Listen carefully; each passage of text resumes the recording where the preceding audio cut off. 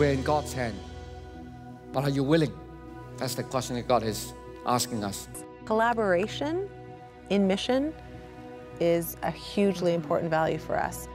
We may not need to even leave our hometown to have a remarkable impact for the gospel. Jesus, can you help me now? Jesus, can you help me now? Living true. Christ in you.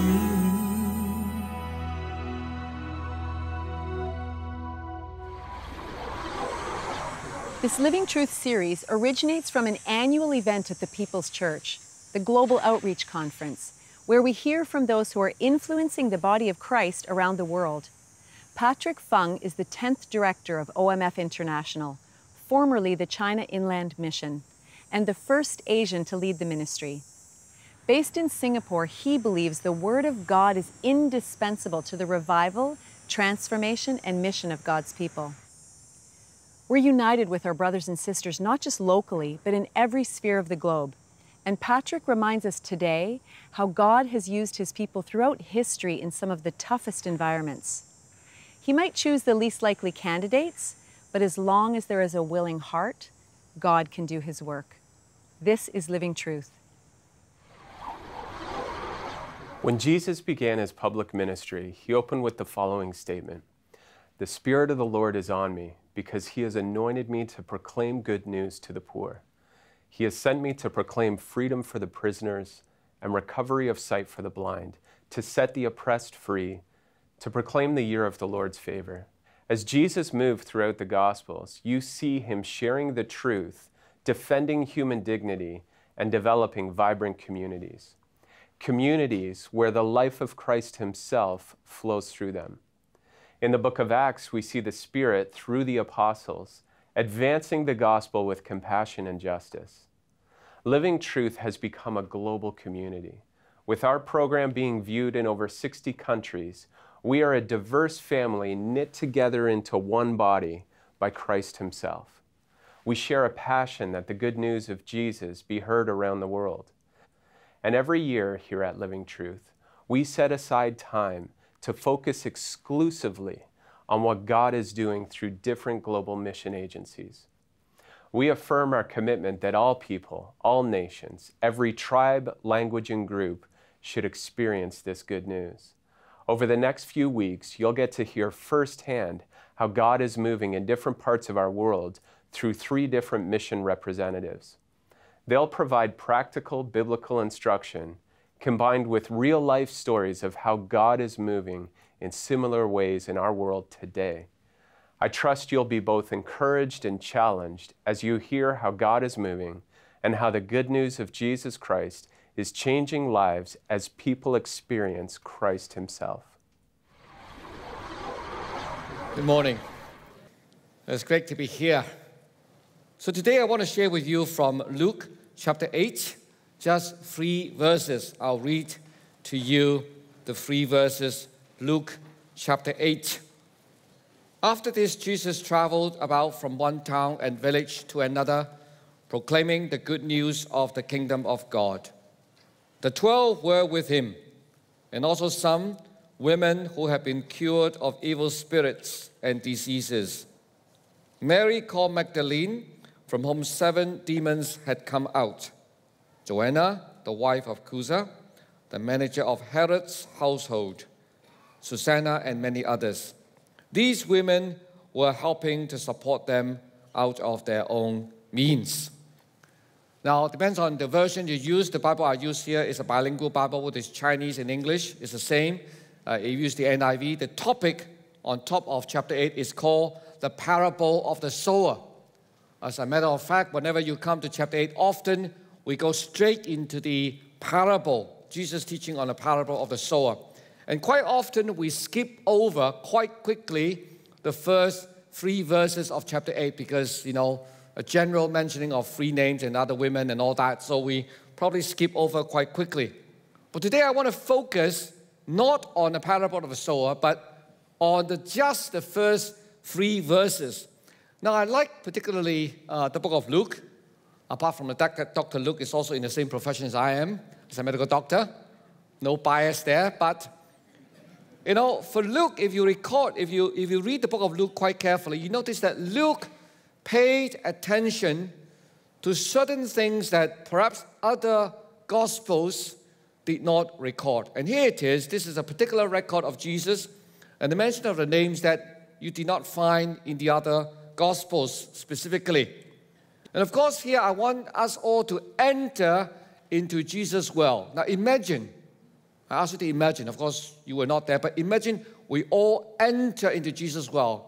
And just following Jesus, Jesus was traveling from town to town, from village to village, we were told, preaching, proclaiming the good news of the kingdom of God. Now, of course, here we were told that the second sentence, it says, the 12 were with him. Of course, you were in the crowd, you noticed, wow, you know, the 12 disciples, probably they were leading in the front, they were guiding the crowd, they were, you know, leading. And you notice where the 12 were. Now, about the 12, I want you to imagine now, you were with Jesus, and Jesus just finished preaching in a town, and it was about to leave. Now, you were there, and I want you to go there with a modern context. And as about he was about to leave, and people say, Jesus, don't leave yet. We need to take a group photo. Just imagine, the whole people's church, take a group photo with Jesus. You know, he just came to preach. Say, people pulling out their handphone, camera, and all that. And of course, I think the common thing to imagine would be Jesus probably standing in the middle, right? Most likely, if you were to take a group photo, he was the teacher and he finished preaching. I want you to ask you this question. Who do you think would be standing one on the left and one on the right of Jesus in that picture? Now we go back to another book, not Luke, but Mark chapter 10. You remember in Mark chapter 10, there were two disciples. One by the name of James, one by the name of John. There was a special request from these two disciples. You remember? And Jesus said, what do you want me to do for you? They say, very simple. Allow us, one, to sit on your right and one on your left when you come in glory. You go back and check that chapter. Now, what was interesting was as I read, Mark chapter 10, what followed on was very interesting. It says, the other disciples were indignant. They were extremely angry. I think they must be thinking to themselves, who do you think you are? One wanting to be on the right and one wanting to be on the left.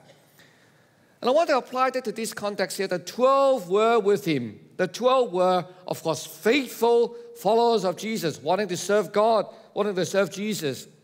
And yet, to me, reading Mark 10 reminded me, even with the good intention of serving Jesus, perhaps to them, perhaps to many of us, being recognized, status, is still very important.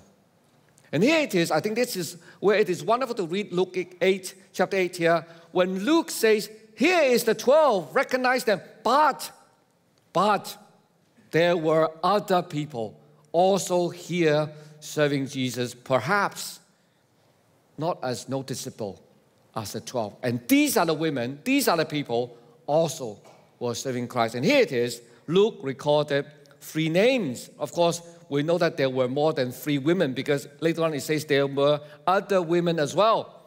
But of course, 3 names were mentioned. First, Mary. Second, Joanna. And third, Susanna.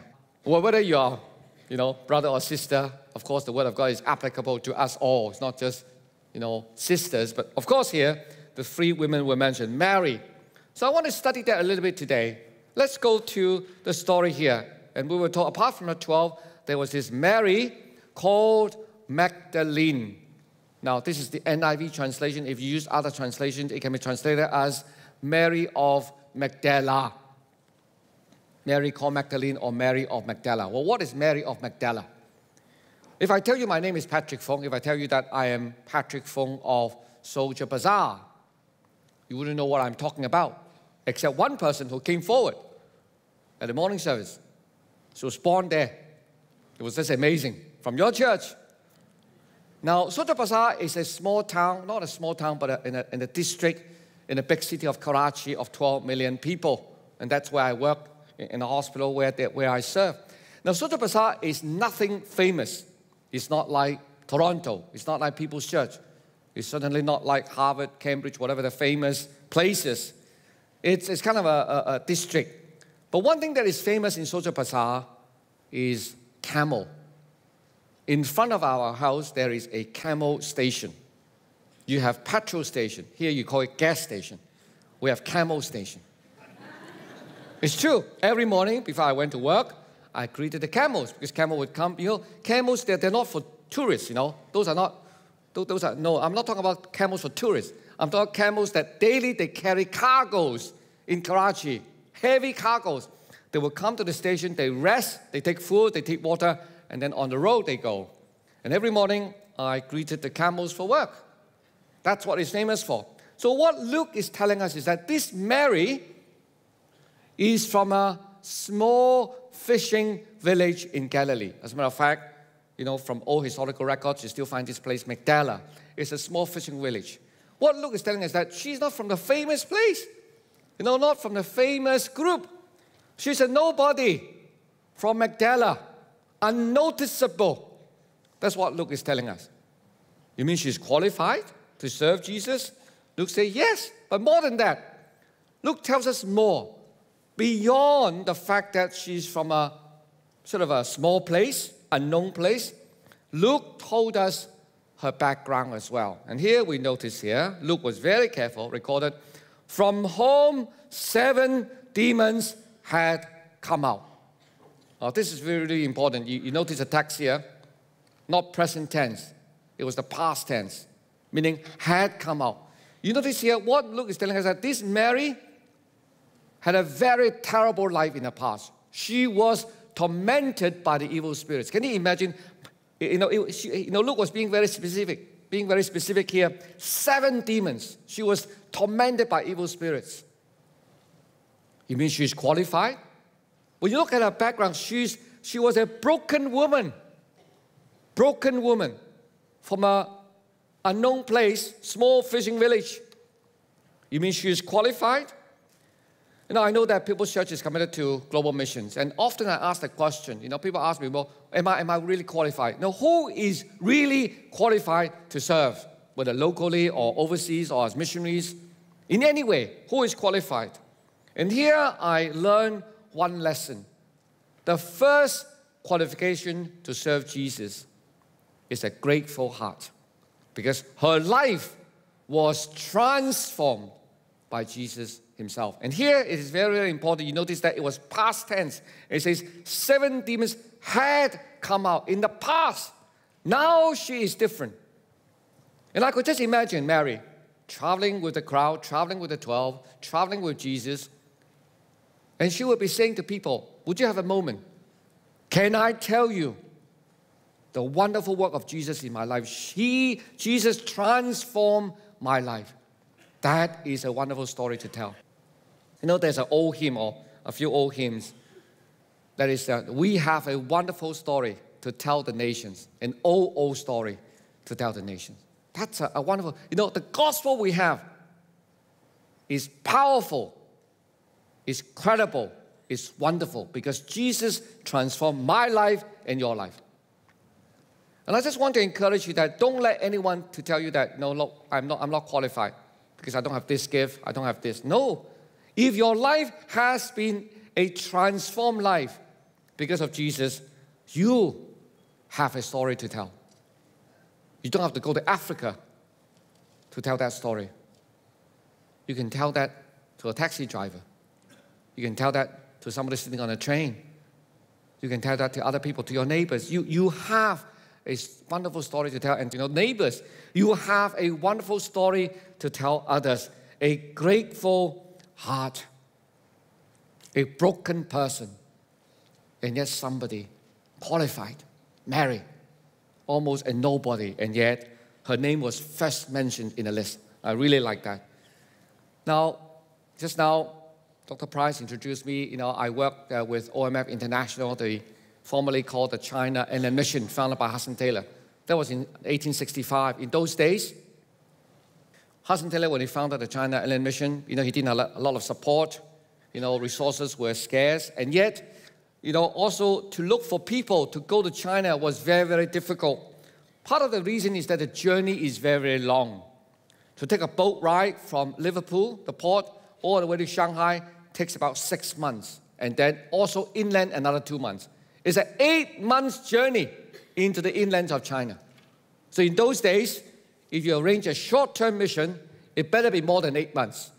Because you'll just be on the road, on a boat, 8 months you're back, another 8 months back, that's a year and a half. That's a long, long time for a short-term mission, so to speak. So very few people apply. It's really scary. And one of the statistics is also this. Before 1850, 30% of those who arrive in China, Westerners, died within the first 5 years, particularly the wives. There were all kinds of challenges. Mortality rate was very high. So, you got people to go, it's challenging. So in the year 1865, when China Inland Mission was founded, they were looking for workers. Like People's Church, also looking for workers to go for missions. But one brother applied by the name of George Stott. He applied 3 times. Unfortunately, interestingly, he failed the interview 3 times. They say, no, you shouldn't go. And then towards the end of the 3rd interview, he said, please let me make a final appeal. Let me speak to Hudson Taylor myself. Please allow me to speak to Hudson Taylor myself. They say, okay, go and speak to Hudson Taylor. So they arranged a meeting with Hudson Taylor. And Hudson Taylor met with this brother, George Stott. The first thing that Hudson Taylor said to him was, Brother George, I think you should stay back in England and don't go. And you may wonder why. The main reason was this. Even though he was passionate for the Chinese and bringing the gospel to them, he walked into the interview room with a crutch because he only had 1 leg. Because at the age of 19, he injured his leg, developed an infection, and the doctor has to amputate majority part of his left leg. And so he walked with 1 leg. And when he walked into the room, when people saw him with 1 leg, they thought, how can you go to China? In those days, going to China, you're going to the villages, the mountains. It's so tough, you will not survive. And yet this is what George Stott appealed to Hudson Taylor. This is what he said, according to his book. He said, I saw many in England with 2 legs, but they're not willing to go. But please allow me to go with 1 leg. And that really just moved Hudson Taylor. And he was so moved to say, okay, you go. And so he and his wife, Grace, were sent to a place called Wenzhou in China. It was really good that just now a sister from China came forward and talked to me after that, and they know the place very well. Now, when George Stott was sent to Wenzhou in 1866, there was no church in Wenzhou, unchurched area totally. But actually, if you follow the news for the past 1 year, I don't know how many of you follow the news of BBC. I'm sure you have many other news here. But if you follow the BBC, there were a lot of reports about Wenzhou. Part of the reason was because the government has given order to take down at least 200 crosses from all the churches from Wenzhou. And the reason is Wenzhou today has 7 million people. 10% of the population are Christians today, with many, literally thousands of churches. And I think the authorities say there are too many churches. All the crosses in the skyline. Take some down. Too many. Can you imagine 150 years ago when he went there, there was no church, and today many churches. I don't think George Stott ever imagined, not just by him, by many others as well, when he went as an unqualified person, broken even physically as well, as a 1-legged man, he went. 2 years ago, I was preaching in Wenzhou, and a young pastor came forward and talked to me after the service. He said, my grandfather knew George Stott. My grandfather told me he was one of those who stoned George Stott. Because in those days, when George Stott first came in 1867, 66, the Chinese were very afraid of them, particularly the Westerners, because there's a rumor that the Westerners would come and grab the children and eat their flesh. That was really frightening. And of course, they were afraid of the Westerners. And they stoned him. And one time, George Stott decided not to run. And he said to them, he said, why are you stoning me? I meant you no harm. They say, no, we want you to run away as fast as possible. We don't want you to stay in this place. You're not welcome here. We want you to run away from us. And George Stott looked at them and suddenly had this idea. He said, okay, you want me to run? He said, look at me. I only have one leg. Do you think I couldn't run? Why don't we do this? Two of you bind your legs together, and I run, and you two run together, and see who runs faster. And they thought that he was really funny. And that friendship began in Wanzhou, with the Wanzhou people. And in the next 25 years, he planted at least 30 gospel stations in the mountains. Actually, this young pastor told me, he said, you know, see all the mountains? That's where George Stott went. You know, in every place, he planted a gospel station where he built the believers there and let them have the fellowship and continue. Even though at that time, they even don't call it a church. It was a small fellowship group, but many, many places he started the fellowship group. And that's how he started. The unqualified, the broken, like Mary, like George Stott, perhaps like many here even. I know that this church is just God has given you, you know, people with talents and gifts. And some of you may feel that, well, I'm not like this person. I'm not like them who are so gifted. And even my background is very broken. And yet here I see God used Mary. And the first qualification is a grateful heart. Now we come to the second story, Joanna. If you think that Joanna, Mary is from a terrible background, Joanna is probably the opposite. If you read here, verse 3 carefully, it says, Joanna, the wife of Chuza, the manager of Herod's household. Now that's what Luke is being very careful, telling us her background. Well, what is her background? If I say Mary is from a terrible background, Joanna probably is on the opposite, from quite what I call a comfortable background. And let me explain why. If you read chapter 3, turn to chapter 3, the background. It says here, chapter 3, in the 15th year of the reign of Tiberius Caesar, when Pontius Pilate was governor of Judea, Herod, tetrarch of Galilee. Now, what does that mean? It means this. Of course, we know that in those days, the whole area was ruled by the Roman Empire. The Roman Empire under the king Caesar. And Caesar gave this piece of land, Judea, to a person called Pontius Pilate to govern Judea. And Pontius Pilate gave a piece of land, Galilee, for Herod to govern. So if I use today's understanding, it is like a mayor, like the mayor of Toronto or mayor of Vancouver. So Herod is probably the mayor of the Galilee region. And we know that Joanna's husband, Chuza, worked for the mayor as the manager's household, as a manager.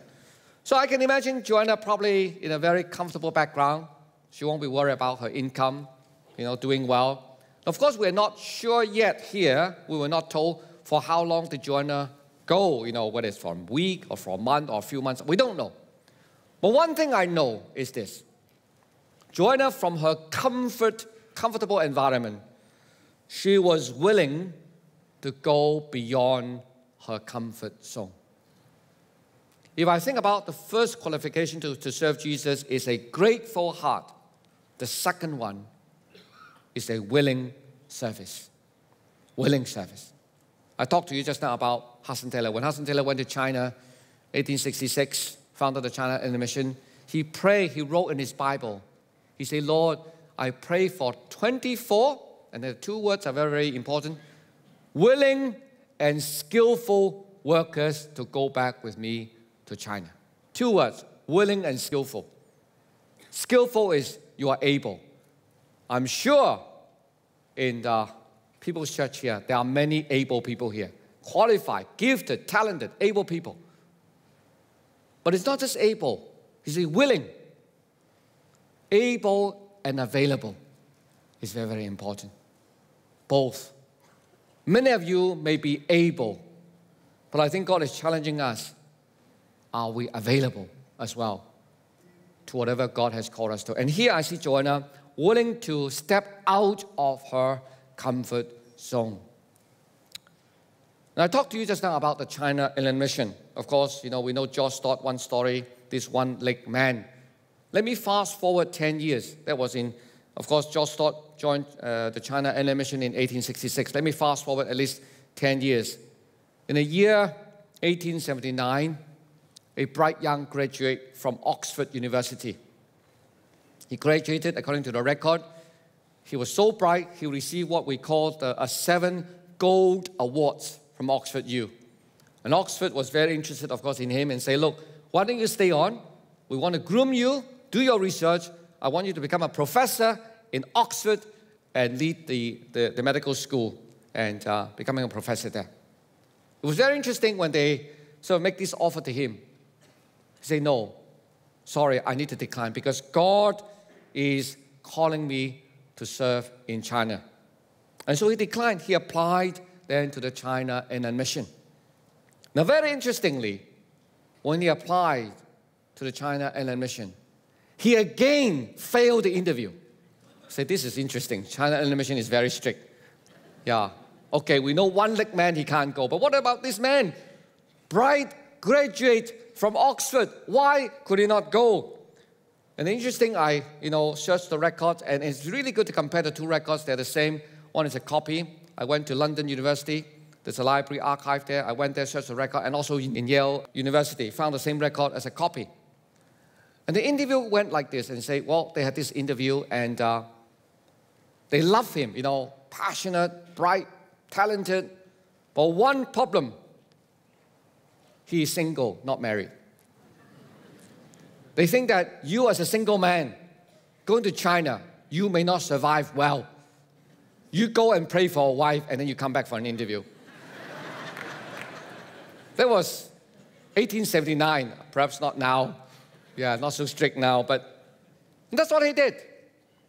But it's always good, to have these minutes. In those days, the minutes were handwritten by ink. It was just not even typed. You can see the handwriting there. And you flip over a few, maybe 10, 15 pages later, you found there was a second interview for him 5 months later. It's interesting. And it's really interesting to see how detailed the record is. At 3:45, we had tea with Dr. Schofield. Not coffee, this is British culture. Tea. The second line is also very important. Dr. Schofield, now married.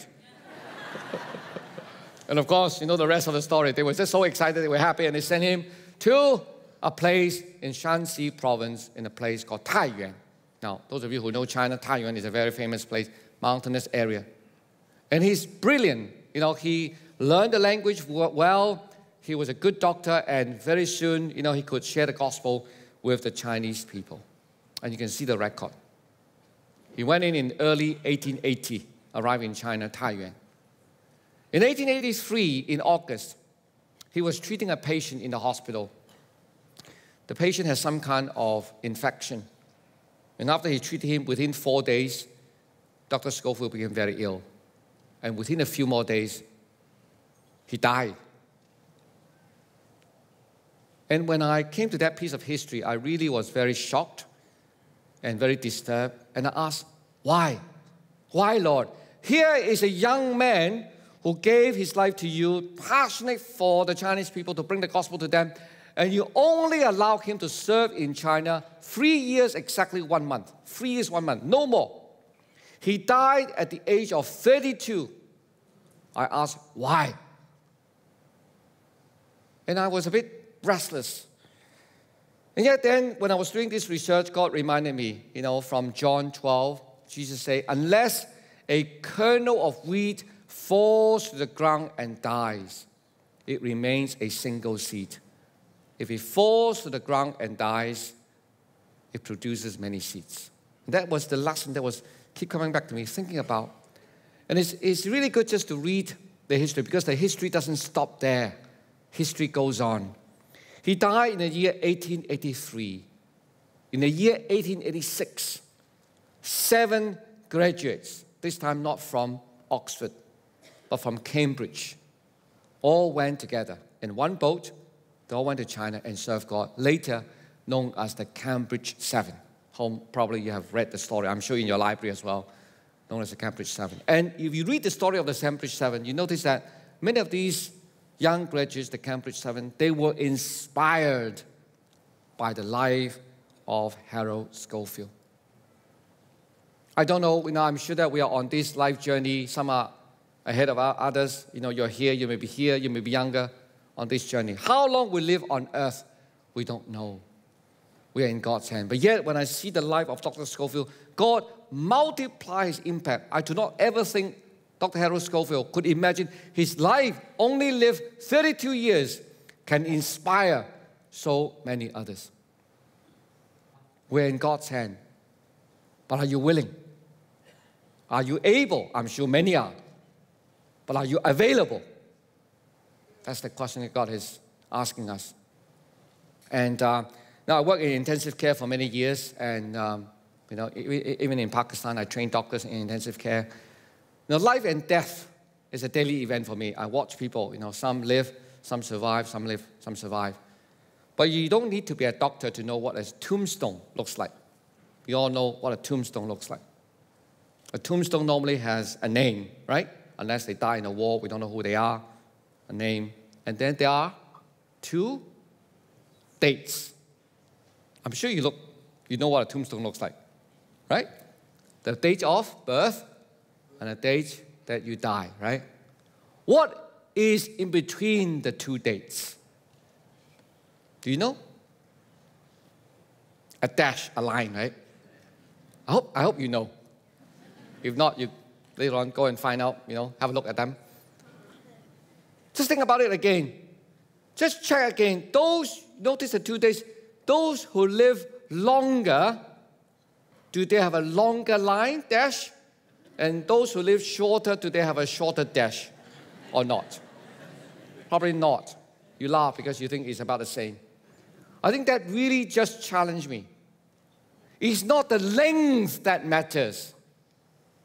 It's what we put into that line. It's how you invest your life in that dash from the beginning to the end. That matters. Are you available for God? A grateful heart and a willing service. Now we come to the third one, Susanna. I struggle talking about Susanna because it depends on the version you use. Some translation says, and Susanna. Here in NIV, just a comma or semicolon, Susanna. Some Chinese translations use the word and Susanna, but Susanna. But that's all.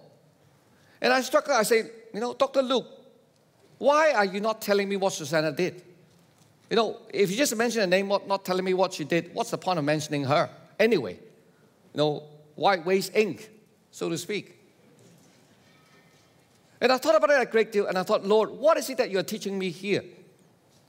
He says something you're teaching me, and there is something that is so crucial here as I reflect on this again and again, that I think there's one spiritual lesson that God is teaching me. Sometimes when we serve God, we are so concerned about how people remember what we have done for God, rather than what God has done for us. We became the focus, not Jesus himself. And here, Luke, not recording anything that what she did, was a spiritual lesson for me. And perhaps I need to rethink. Am I really concerned about what people think of me, about what I have done, or really concerned about what Jesus has done? And here, as I see here, perhaps the third qualification, apart from a grateful heart, a willing service, is a humble spirit. I talked about the Cambridge 7 just now. And, of course, we think of the Cambridge 7 as 7, the bright graduates from Cambridge. We think of them as, really outgoing, standing in the front. No, but one of them is by the name of Dixon Edward Host, who is a very shy person, very shy indeed. And but yet, God challenged him to give his life to God. And he lived in China 43 years. You can't imagine in those days, that's long-term mission, 43 years. And, for him to be in China, and he was under the leadership of a Chinese pastor for a long time called Pastor C. And his work was to work among the, we call it drug addicts today, but in those days, the opium addicts. You know that in those days, England was selling opium to China through the East India Company, and many of the Chinese people suffer. And one of the works of the China Inland Mission is to live among these opium addicts. And we know from records that in those days when these Cambridge 7 were sent to work with them, they don't have their own room. It is all communal living. Dixon Edward Holmes wrote to his mother and say, "Mom, you know, I thought when I was about to go to China, I thought I gave everything, I surrendered everything to Jesus and lay it before the cross. But yet, recently, God challenged me. There's one more thing I haven't done to lay it before the cross." He says, "My personal space, even. Today, God challenged me to lay it before the cross and say, Lord, take it and use it for your kingdom's sake, for your glory." He lived in China 43 years. Of course, he died. And colleagues around him really missed him and say, wow, he is a man who is faithful. For many, many years, he served among the poor. Of course, you know, not many people know him from England. And people say, okay, what do we remember about him so that we can write about him? So different colleagues, different friends wrote. It was very interesting when they started to think about Dixon Holmes. One phrase came about. There was convergence of different opinions. And this is the phrase that came about. Now, this did not come from Dixon Edward Holmes himself. It was from his friends, from those who observe him, observe his life, and work with him. This is the phrase. They say, he that is Dixon Edward Holmes, he lived to be forgotten so that Jesus Christ can be remembered. He lived to be forgotten so that Jesus Christ can be remembered. He's not concerned about whether people remember him. And yet 43 years in China, from a very wealthy background in England, and yet gave his life to God for the sake of the gospel. A humble spirit. And here it is, the three qualifications: a willing service, a grateful heart, and a humble spirit. And I want to end by quoting one verse from Acts 13 when Paul preached passionately, to a group. And he quoted an example from King David in Acts 13:36. He says this. He says, when David has served God's purpose in his generation, he fell asleep. When David has served God's purpose in his generation, he fell asleep. This verse became a motto for me as well. In every generation, God raised up servants of his to serve his purpose. And I'm sure today in People's Church, in your generation, in my generation, in our generation today, God is seeking servants of his to serve his purpose. Are you both available and able? A grateful heart, a willing service, a humble spirit. Amen. It's inspiring to hear stories of missionaries who, with their families, made great sacrifices to see the gospel taken to remote places. In our success-driven culture, we can give up if we don't see immediate results. But it's amazing the difference a willing, available heart can make if it remains faithful to God. It's not the length of our life that matters, but how we invest it. Not how far we travel, but whether we were witnesses where we found ourselves. We may not need to even leave our hometown to have a remarkable impact for the gospel. As Global Missions Pastor at the People's Church in Toronto, Sandra Ryan connects both local and international mission partners in various ministries. Her role is to help facilitate services, mission teams, and resources. Tell us a little bit about the Global Outreach Conference. What is it? What are your objectives? What is it about? So every year, as a church, in the fall, we gather together for 3 weeks, and we really dwell in our priorities, our priority of mission, and allow God to help us examine our lives in light of those priorities again. Are we really living these out? Is this still what we hold to be true? And so we invite speakers in who share stories that inspire, that challenge. We have prayer together as a people so that God can speak to us in terms of where He's leading us next. And then as a people, committing ourselves, our resources, our time, again, to our shared priorities and mission. And that's really what the DNA conference is about. People's Church is known as a missions-focused church or has a missions heart. How do you decide which partners you're going to work with? Collaboration in mission is a hugely important value for us. We really believe in the body of Christ around the world. And that has always been. So we'll never think, how can we do this as the People's Church? We'll always say, how can we come alongside people, or who's already doing this, and let us in some way support and help. And I love being part of that collaboration process.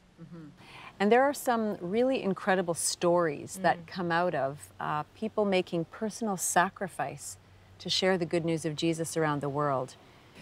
It's interesting that you use the word sacrifice, because almost to a person, any of the missionaries that I've spoken to would rarely see it as sacrifice.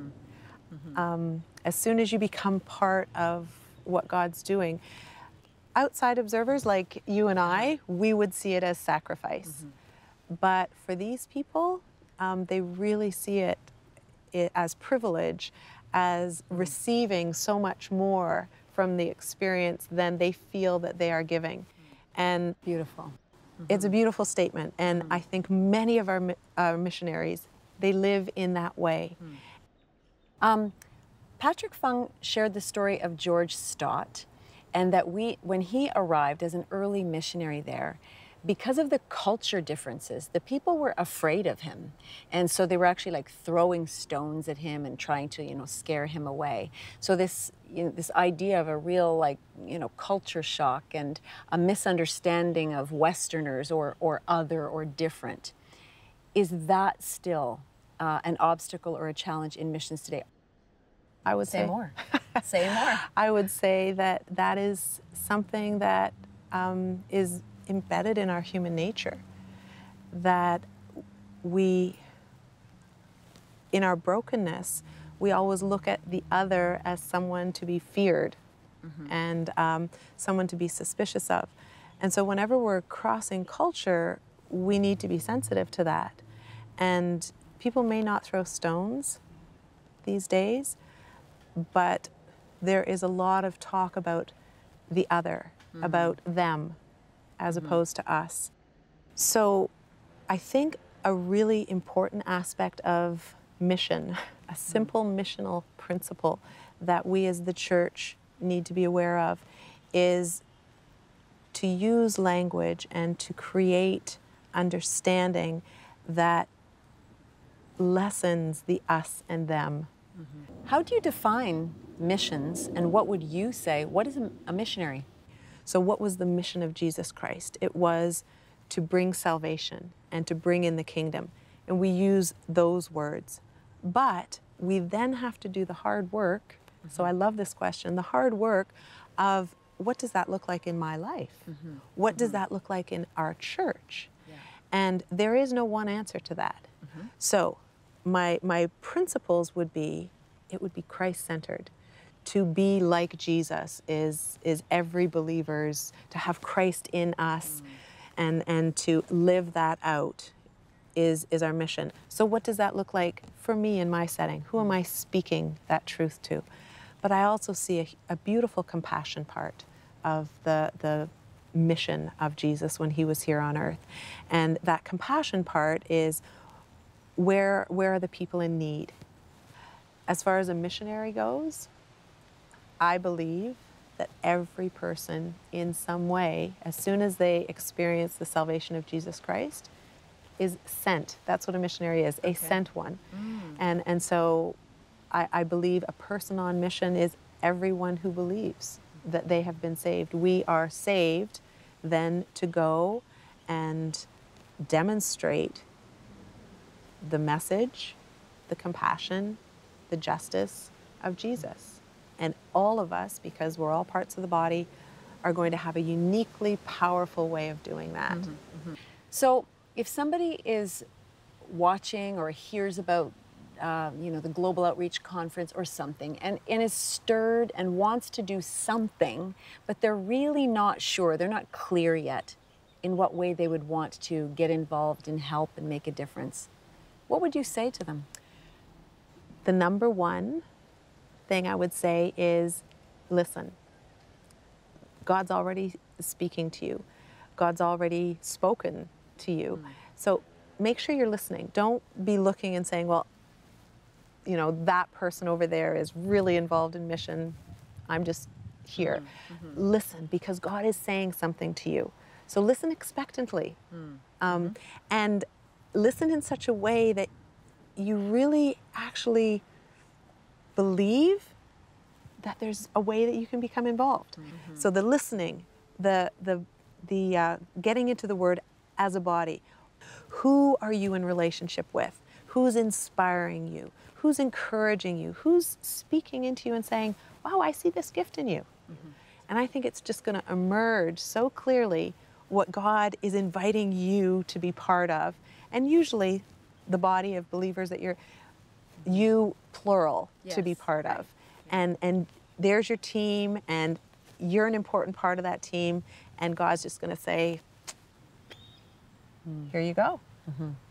Sandra, I can't thank you enough for taking time today.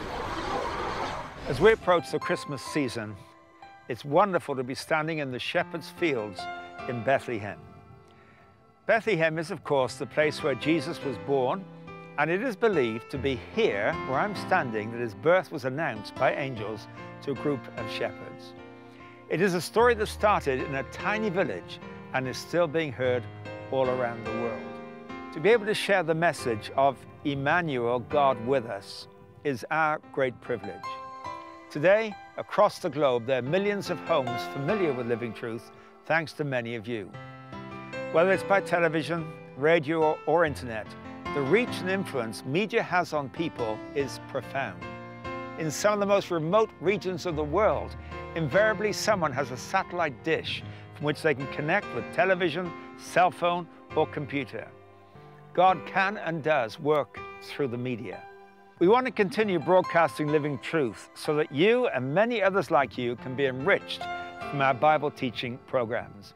Each year we ask for your support with airtime costs, and each year many of you show your support with generous donations, and we're extremely grateful to you.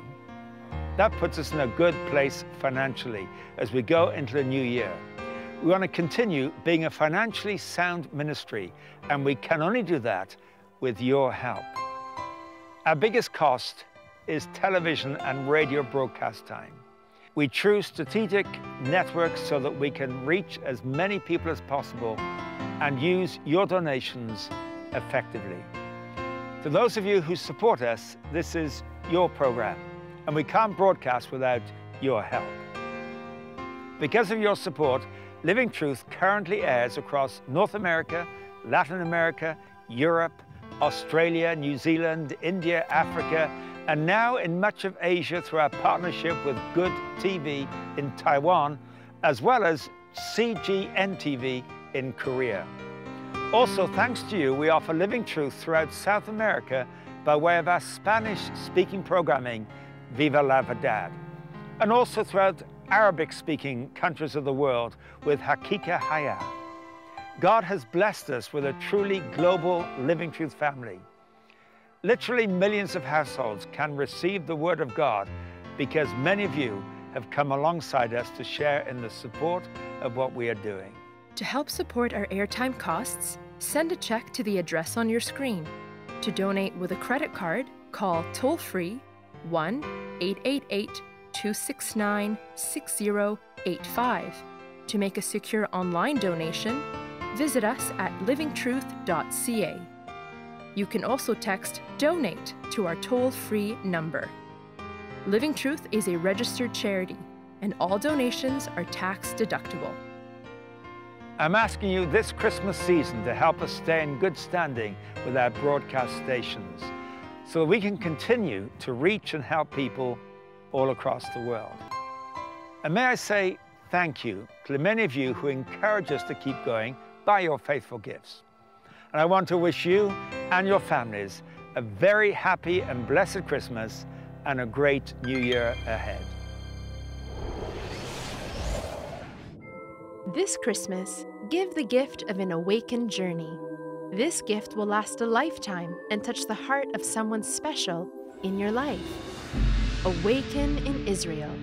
Imagine your journey. Immerse your senses. Ignite your faith. Awaken 2018 Israel is an exploration of origin and destiny. Imagine your journey.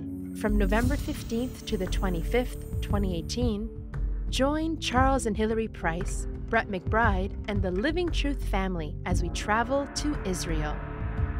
Immerse your senses. Experience the sights and sounds of the lands of the Bible. During this 10-day adventure, we'll visit Jerusalem, the Sea of Galilee, the Mount of the Beatitudes, the Dead Sea, as well as other amazing destinations.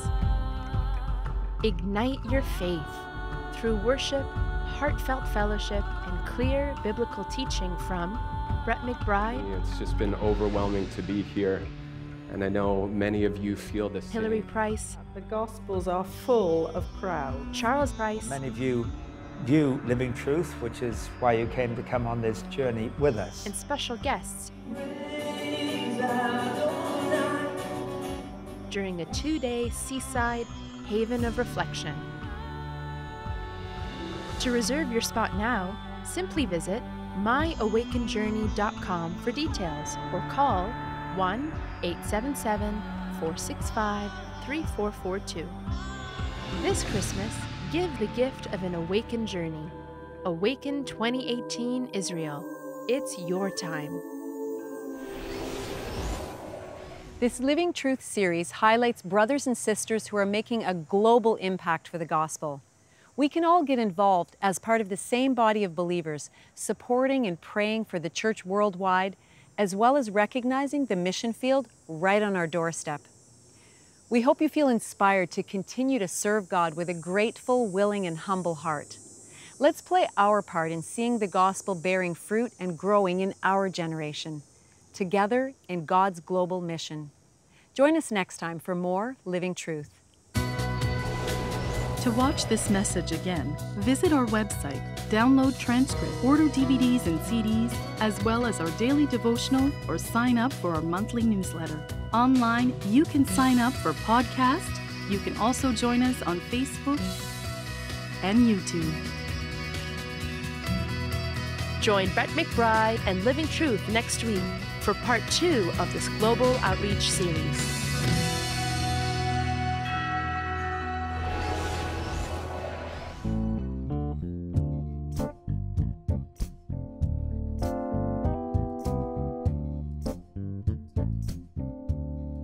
Jesus, can you help me now? Jesus, can you help me now? Jesus, can you help me now? Jesus, can you help me now? Jesus, can you help me now? No, I never felt so alone. Jesus, can you help me now? Jesus, can you help me now? Jesus, can you help me now? Jesus, can you help me now? Jesus, can you help me now? No, I never felt so alone. Well, I remember when I was wild and free. Lord, I was so wild and free. So wild and free, but my heart was a skipping stone. Hey, well, now the world has jaded me. It's corrupted and defeated me. No, I never thought you hated me, but I never felt so alone. Oh, yeah. Jesus, can you help me now? Jesus,